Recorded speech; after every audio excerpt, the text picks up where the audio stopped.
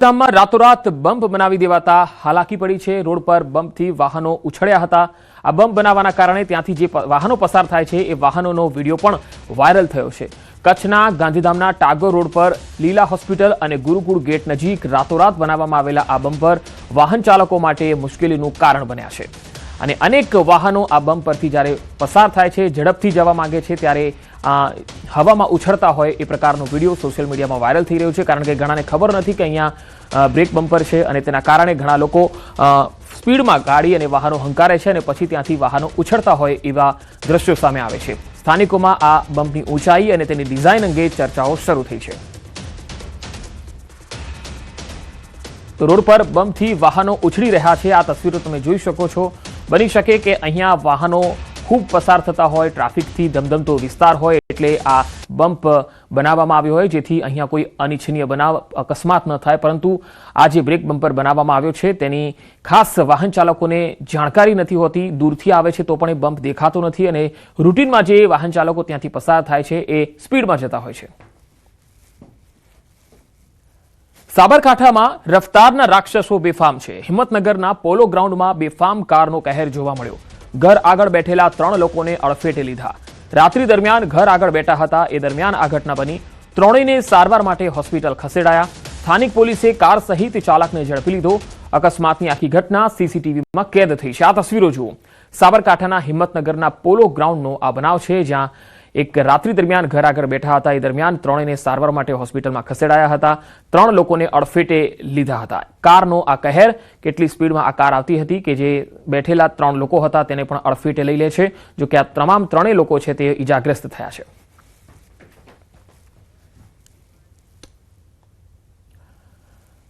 હવે આણંદમાં જોખમી સવારીનો એક વિડીયો સામે આવ્યો છે એ આપને બતાવીએ। વાસદ ધર્મજ બગોદરા હાઈવેનો આ વિડીયો છે જે વાયરલ થઈ રહ્યો છે। આ તસવીરો જુઓ। ઇકો અને તુફાનમાં જીવના જોખમે મુસાફરી કરતા આ લોકો, છત પર મુસાફરો અને સામાન સાથે મુસાફરી। ન્યૂઝ 18 ગુજરાતી આ વિડીયોની પુષ્ટિ નથી કરતું। વિડીયો વાસદ બગોદરા 6 લેન પર ઓવરલોડિંગના આ જોખમી દ્રશ્યો છે। તસવીરો તમે જોઈ શકો છો કે કેવી રીતે ઠાંસીને લોકો આ ક્રુઝરની અંદર સવાર થઈ રહ્યા છે। કેટલાક લોકો ઉપર બેઠા છે, સામાનથી ખીચોખીચ આખી ગાડી જે છે ભરેલી છે। ઇકો ગાડીનો આ દ્રશ્ય જુઓ। 2 અલગ અલગ ગાડીઓ છે, એક ઇકો ગાડી છે, એક ક્રુઝર ગાડી છે। લોકો પોતાના સામાન ઉપર છત પર લગાવે છે અને તેના પર બેસેલા જોવા મળે છે। અહીંયા કોઈ અનિચ્છનીય બનાવ બને તો જવાબદાર કોણ? અહીંયા જે બેઠેલા લોકો છે તેમને પણ પોતાના જીવની પરવા નથી અને જે ચાલક છે એને પણ પોતાના જીવની પરવા નથી। 2 અલગ અલગ તસવીરો જુઓ। એક તરફ ઇકો કારમાં જોખમી સવારી, બીજી તરફ ક્રુઝરમાં જોખમી સવારી તમે જોઈ શકો છો। અને આ પરપ્રાંતીય અથવા તો શ્રમિકો હોઈ શકે છે જેઓ પોતાના વતન જતા હોય છે ત્યારે આ જ પ્રકારના દ્રશ્યો આપણે જોતા હોઈએ છીએ। આણંદના આ દ્રશ્યો જોખમી સવારી છે। ક્યારે પણ આ પ્રકારે સવારી ન કરવી જોઈએ, નહીં તો ગમે ત્યારે અકસ્માતનો ભોગ બની શકે છે। હવે હદ થઈ છે। 3 અલગ અલગ તસવીર।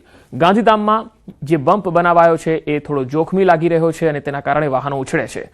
બીજી તસવીરમાં તમે જોઈ શકો છો કે એક કાર રફતારથી આવે છે, 3 લોકોને અડફેટે લઈ લે છે। હિંમતનગરના પોલો ગ્રાઉન્ડનો આ બનાવ। અને ત્રીજી તસવીર આણંદના વાસદ હાઈવે પાસેની છે જ્યાં જોખમી સવારી કરી રહ્યા છે ઇકો કારમાં અને ક્રુઝર કારમાં।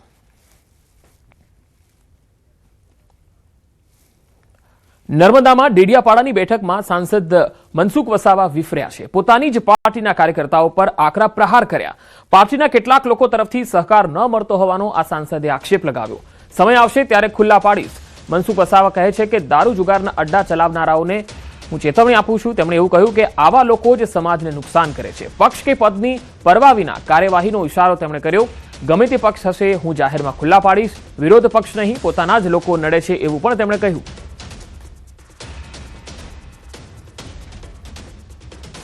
વિરોધ પાર્ટીવાળા કરતા આપણા લોકો વધારે આપણને નડે છે। હવે એમને કઈ ખબર નહીં હું આ અડ્ડાઓ સાથે સંકળાયેલા લોકો છે। મોતીભાઈ, જે સત્ય જો આવું ખબર પડે એને ખુલ્લા પાડવો પડે આવા લોકોને। જાહેર આગેવાન થઈને તમે અડ્ડા ચલાવો, આગેવાન થઈને તમે સટ્ટા બેટિંગ દારૂ જુગારના અડ્ડાવાળાને તમે મદદરૂપ થાવ, તમે એના સમાજ સેવક ભાઈ, તમે સમાજના દુશ્મન છો। સુરતમાં નાસિરનગર ભૂતિયા ડેમોલિશન મામલે વધુ એક ખુલાસો થયો। અહીંયા નાસિરનગરના લોકો બિલ્ડર પાસેથી પૈસા લેતા હોય તેવો વર્ષ 2023નો એક જૂનો વિડીયો વાયરલ થયો। આ વિડીયોમાં ઝાકીર નામનો વ્યક્તિ મધ્યસ્થી બનીને કાચા ઝૂંપડા દીઠ 80,000 અને પાકા મકાન દીઠ 2 લાખ રૂપિયા બિલ્ડર પાસેથી અપાવતો નજરે પડે છે. સ્થાનિકોના આરોપ પ્રમાણે 2023માં પાલિયા લાઇફસ્ટાઇલ પ્રોજેક્ટ ખાતે પોલીસે લોકોને પકડીને મનપા દ્વારા આ જ રીતે સરકારી જગ્યા કહીને ડેમોલિશન કરાવ્યું. આ વખતે ભાજપ લઘુમતી મોરચાના આગેવાનને આ પ્રક્રિયામાં સામેલ ન કરાતા પોતાનું કમિશન અને દલાઈ ગુમાવવાના ડરે જૂનો વિડીયો વાયરલ કરીને તંત્ર સામે સવાલ ઉભા કરાયાની ચર્ચા છે. સ્થાનિક લોકો હવે આરોપ લગાવી રહ્યા છે કે 2023 અને બંને ડેમોલિશન ભૂતિયા છે, જેમાં પોલીસ અને મહાનગરપાલિકાની સીધી સંડોવણી છે.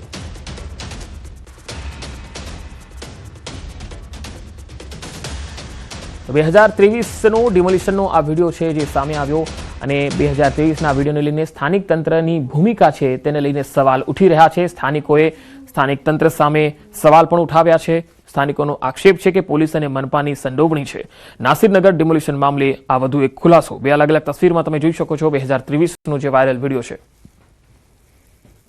આમાં છે ને કે બહારવાળા લોકો આ પ્રજાને ગરીબ પ્રજા ને ડાયરેક્ટ ગેરમાર્ગ દોરવામાં આવે, ખોટી રીતના એ લોકોને ડાયરેક્ટ સોશિયલ મીડિયામાં વિડીયો મોકલવામાં અને મારા વિરુદ્ધમાં પણ કર્યું. એટલે મારું મન થયું નહીં. એટલે હું પહેલા દિવસે ગયો, બીજે દિવસે મારું જ્યારે સાંભળ્યું એટલે મારું મન થયું નહીં. એટલે હું નહીં ગયો રજૂઆત કરવા. સરકારને એવું થયું કે ટ્રાફિક વધારે થાય છે ને અહીંથી ડિમોલેશન કરવાનું, રોડ રસ્તા કાઢવાના. તો સરકારે ડાયરેક્ટ અહીંથી રોડ રસ્તા કાઢી. હવે સરકારથી એક જ ઉમ્મીદ છે કે બધાને તમે રૂમ ફાડી આવ્યા. બિલકુલ તદ્દન ખોટી. બિલ્ડરની જગ્યા જ નથી આમાં. બિલ્ડરની જગ્યા હોત તો આપણે ડાયરેક્ટ બિલ્ડરનું એમાં કોઈ લેવા દેવું જ નથી. ચોક બજાર વિસ્તારના નાસિરનગરના ભૂતિયા ડિમોલેશનનો આજે 16મો દિવસ છે અને સવાર પડતા એક નવો ખુલાસો થાય છે. હું દ્રશ્ય બતાવવા માંગીશ કે આ નાસિરનગરના ભૂતિયા ડિમોલેશનમાં 16 દિવસ બાદ કોઈ પણ જાતની કાર્યવાહી કરવામાં નથી આવી. પણ ચોક્કસ એક વિડીયો વાયરલ થયો છે કે અહીંમાં રહેતા જે મકાન માલિકો છે તે બિલ્ડર પાસેથી રૂપિયા લેતા એવો એક વિડીયો વાયરલ થયો છે. પણ આ વિડીયો આજનો નથી, 2023નો છે. હું કેમેરામેન જીગરને કહીશ કે એક દ્રશ્ય બતાવવા માંગશે કે બાજુમાં જે કન્સ્ટ્રક્શન સાઇટ છે પાલિયા લાઇફસ્ટાઇલ નામનો આ પ્રોજેક્ટ છે. અહીંયા પણ 250 થી 300 ઝૂંપડા આવ્યા હતા. ત્યાં પણ ભૂતિયા ડિમોલેશન કરવામાં આવ્યું હતું અને તંત્રમાં વિરોધના સૂર ઉઠે પહેલા તમામ લોકોને પૈસા આપવામાં આવ્યા હતા. જોકે તે સમયે પૈસાનો કારભાર કરવાવાળા વ્યક્તિઓ અત્યારના ડિમોલેશનમાં તેમને ઇન્વોલ્વ કરવામાં નથી આવ્યા, જેને લઈને બિલ્ડર અને તંત્રની પોલ ખોલવા માટે હવે 2 વર્ષ 2023માં જે ડિમોલેશન થયું તેના વિડીયો વાયરલ કરવામાં આવી રહ્યા છે. ત્યારે 2023માં જે ભોગ બનનારા લોકો આપણી સાથે જ આપણે સીધા વાત કરીએ. ભાઈ સાहब, पहले आपका नाम? वाजिद भाई, एक वीडियो वायरल हुआ है कि जो इधर नासिरनगर में रहते हैं उनके मकान तोड़ने के बाद पैसे लेते हुए, वो वीडियो अभी का है, पुराना है, क्या है? 2023 का है और वो सही है, गलत नहीं है वीडियो. उन्होंने 80-80 हज़ार रुपये देके झोपड़ा खाली करवाया और मेरे वालों को 2-2 लाख रुपए देके खाली करवाया और पुलिस प्रोटेक्शन के साथ करवाया था. प्राइवेट जगह बोला ना, सरकारी बोला हमको आगे सीधा खाली करने का बोला. ये बोलते खाली करो, हमारे को जगह है, सरकारी जगह है. पर ये पालिया वाले की है, बरसों से उनके बाप ने हमको दे दिया था.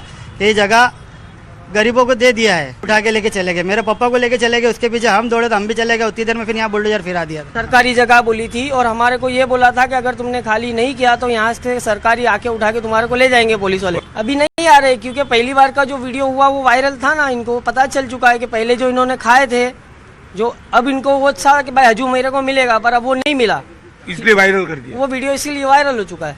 બિલકુલ સ્થાનિક લોકોની વાતમાં દમ છે.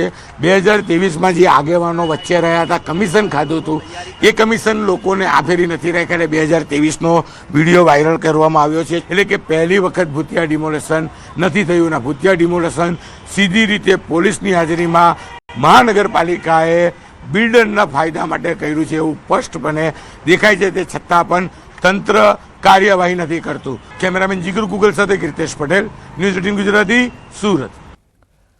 પંચમહાલમાં રમેશ કટારાએ માફી માંગી. શિક્ષકોની કાર્યપદ્ધતિ પર તેમણે નિવેદન આપ્યું હતું. તેઓએ સહેજ પણ ખચકાટ અનુભવ્યા વિના શિક્ષકોની માફી માંગી અને પોતાનું નિવેદન પરત ખેંચ્યું. રાજ્યકક્ષા કૃષિમંત્રી રમેશભાઈ કટારાએ શિક્ષકોની કાર્યપદ્ધતિ પર કરાયેલા ઉદ્બોધન અંગે માફી માંગી. ગોધરા ખાતે વિકસિત ભારત સંકલ્પ સંમેલનમાં પ્રાસંગિક ઉદ્બોધનમાં રમેશ કટારાએ શિક્ષકોના પગાર સહિત કાર્યપદ્ધતિ અને મોબાઈલ ઉપયોગ મુદ્દે હળવી શૈલીમાં આડકતરી રીતે ટકોર કરી હતી.